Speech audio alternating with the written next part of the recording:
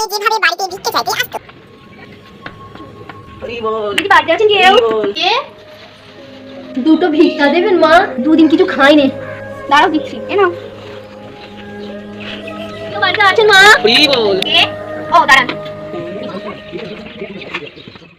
আর এখনকার দিনে যেভাবে আসে। বাড়িতে কেউ আছেন? বলুন কি দরকার? আমরা তার থেকে এসেছি, আপনারা যদি কিছু ডোনেট করতে চান সাহায্যের জন্য তাহলে করতে পারেন। ঠিক আছে দাঁড়ান, এই নিন। হ্যাঁ আমাদের অ্যামাউন্টটা তো 50 টাকা থেকে শুরু, তো আসলে বাড়িতে কেউ নেই তো, আর আমার কাছে 20 টাকাই ছিল।